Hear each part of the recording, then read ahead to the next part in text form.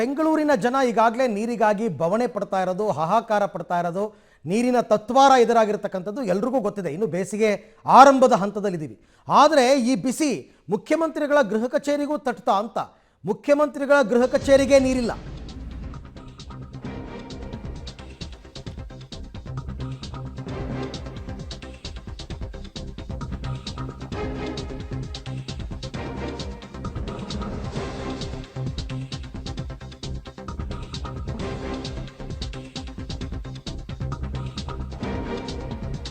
ಬೆಂಗಳೂರಿನಲ್ಲಿ ಬೇಸಿಗೆ ಆರಂಭದಲ್ಲೇ ನೀರಿಗೆ ಅಭಾವ ಉಂಟಾಗಿದೆ, ಎಲ್ರಿಗೂ ಗೊತ್ತಿರತಕ್ಕಂಥ ವಿಚಾರ ಅದು.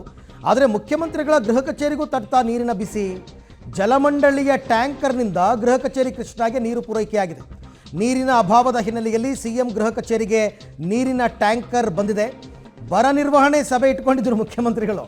ಬರ ನಿರ್ವಹಣೆ ಸಭೆಗೂ ಮುನ್ನವೇ ಕೃಷ್ಣಾಗೆ ಬಂತು ನೀರಿನ ಟ್ಯಾಂಕರ್. ಬಟ್ ಅದು ಏನು ಇದಿಲ್ಲ, BWSSB ಅವರು ನೀರು ಬಿಟ್ಟಿಲ್ಲ, ನೀರು ಜಲಮಂಡಳಿಯವರು ನೀರು ಕಳಿಸಿಲ್ಲ. ಯಾಕೆಂದರೆ ನೀರಿಲ್ಲ, ಯಾರಿಗೂ ನೀರಿಲ್ಲ ಅಂತಂದಾಗ ಗೃಹ ಕಚೇರಿಗೂ ನೀರಿಲ್ಲ ಅಷ್ಟೇ.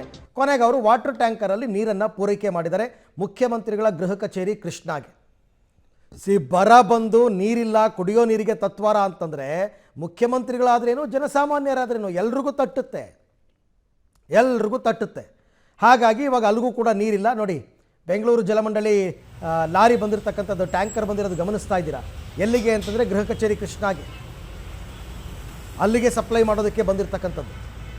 ಅಲ್ಲಿಗೂ ಕೂಡ ನೀರಿನ ಅಭಾವ ಎದುರಾಗಿದೆ. ಮುಖ್ಯಮಂತ್ರಿ ಗೃಹ ಕಚೇರಿಗೆ ಹೀಗಾದರೆ ಇನ್ನು ಜನಸಾಮಾನ್ಯರ ಬವಣೆ ಏನು ಅಂತ ಅರ್ಥ ಮಾಡ್ಕೊಳ್ಳಿ ದಯವಿಟ್ಟು. ಇದನ್ನೇ ನಾವು ಪ್ರತಿನಿತ್ಯ ಪಬ್ಲಿಕ್ ಟಿವಿನಲ್ಲಿ ತೋರಿಸ್ತಾ ಇರೋದು. ಜನ ಎಷ್ಟು ಕಷ್ಟಪಡ್ತಾ ಇದ್ದಾರಪ್ಪ ನೋಡಿ ನೋಡಿ ನೋಡಿ ಅಂತ. ಈಗ ಅದು ಗೃಹ ಕಚೇರಿಗೂ ಕೂಡ, ಮುಖ್ಯಮಂತ್ರಿಗಳ ಗೃಹ ಕಚೇರಿಗೂ ಕೂಡ ತಟ್ಟಿದೆ. ಹಾಗಾಗಿ ಈಗ ಟ್ಯಾಂಕರ್ನಲ್ಲಿ ನೀರನ್ನು ಜಲಮಂಡಳಿಯವರು ಪೂರೈಕೆ ಮಾಡ್ತಾ ಇದ್ದಾರೆ. ನೀರು ಬಿಡೋದಕ್ಕಿಲ್ಲ, ಅಲ್ಲಿ ನೀರು ಪೈಪ್ ಮುಖಾಂತರ ನೀರು ಬಿಡೋದಕ್ಕೆ ನೀರು ಸ್ಟಾಕ್ ಇಲ್ಲ.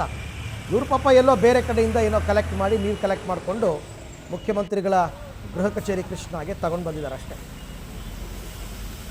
ಈ ಬಗ್ಗೆ ಮತ್ತಷ್ಟು ಮಾಹಿತಿ ನನ್ನ ಕೊಲೀಗ್ ರವೀಶ್ ಅವರಿಂದ ಪಡ್ಕೊಳ್ಳೋಣ. ರವೀಶ್, ಈಗ ಜಲಮಂಡಳಿಯವರು ಮನಸ್ಸು ಮಾಡಿದಿದ್ರೆ ಗೃಹ ಕಚೇರಿ ಕೃಷ್ಣಾಗೆ ವಾಟರ್ ಪೈಪ್ ಮುಖಾಂತರ ನೀರು ಸಪ್ಲೈ ಆಗ್ಬೋದಾಗಿತ್ತು.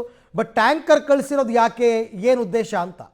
ಅರವಿಂದ್, ಪ್ರಮುಖವಾಗಿ ಸಿಎಂ ಗೃಹ ಕಚೇರಿ ಕೃಷ್ಣಾಗೂ ಕೂಡ ಒಂದು ಬಿಸಿ ತಟ್ಟಿದೆ ಅಂತ ಸ್ಪಷ್ಟವಾಗಿ ಹೇಳ್ಬೋದಾಗಿದೆ. ಅಂದ್ರೆ ಈ ಸಂದರ್ಭದಲ್ಲಿ ತುರ್ತಾಗಿ ಗೃಹ ಕಚೇರಿ ಕೃಷ್ಣಾಗೆ ಪೈಪ್ ಅನ್ನ ಎಳೆದು ಅಲ್ಲಿ ಒಂದು ನೀರನ್ನ ಪೂರೈಕೆ ಮಾಡೋದಕ್ಕೂ ಕೂಡ ಸಾಧ್ಯ ಆಗೋದಿಲ್ಲ. ಹಾಗಾಗಿ ಈಗ ಇರ್ತಕ್ಕಂತ ಒಂದು ಸ್ಥಿತಿ ಏನಿದೆ ಅದರ ಅನ್ವಯ ನೀರು ಬಿಡೋದಕ್ಕೆ ಸಾಧ್ಯ ಇಲ್ಲ, ಆಗಲ್ಲ ಅನ್ನೋದು ಕೂಡ ಸ್ಪಷ್ಟವಾಗಿರ್ಬೇಕು.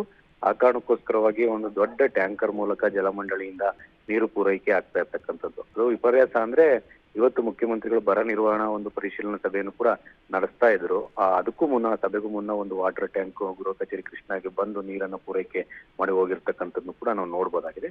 ಒಟ್ಟಾರೆಯಾಗಿ ಬೆಂಗಳೂರಿನಾದ್ಯಂತ ಏನು ಈ ಒಂದು ನೀರಿನ ಸಂಕಷ್ಟ ಎದುರಾಗಿದೆ ಅದು ಗೃಹ ಕಚೇರಿ ಕೃಷ್ಣಾನು ಕೂಡ ಬಿಡ್ತಾ ಇಲ್ಲ, ಅಂದ್ರೆ ಮುಖ್ಯಮಂತ್ರಿಗಳ ಗೃಹ ಕಚೇರಿ ಕೃಷ್ಣಾನು ಬಿಡ್ತಾ ಇಲ್ಲ ಅನ್ನೋದು ಕೂಡ ಸ್ಪಷ್ಟವಾಗ್ತಾ ಇದೆ. ಹಾಗಾಗಿ ಮುಂದಿನ ದಿನಗಳಲ್ಲಿ ಸರ್ಕಾರ ಈ ಬಗ್ಗೆ ಮುಂಜಾಗ್ರತಾ ಕ್ರಮಗಳನ್ನು ಕೂಡ ಕೈಗೊಳ್ಳಬೇಕಾಗುತ್ತೆ. ಕೇವಲ ಆ ಬೇರೆ ಬೇರೆ ವಾರ್ಡ್ಗಳಲ್ಲಿ, ಕೆಲ ವಾರ್ಡ್ಗಳಲ್ಲಿ ಸಮಸ್ಯೆ ಆಗಿರೋದಲ್ಲ. ಹಾಗಾಗಿ ಆ ಒಂದು ಸಮಸ್ಯೆ ಮುಖ್ಯಮಂತ್ರಿಗಳ ಪಕ್ಕದಲ್ಲೇ ತಟ್ಟಿರ್ತಕ್ಕಂಥದ್ದು.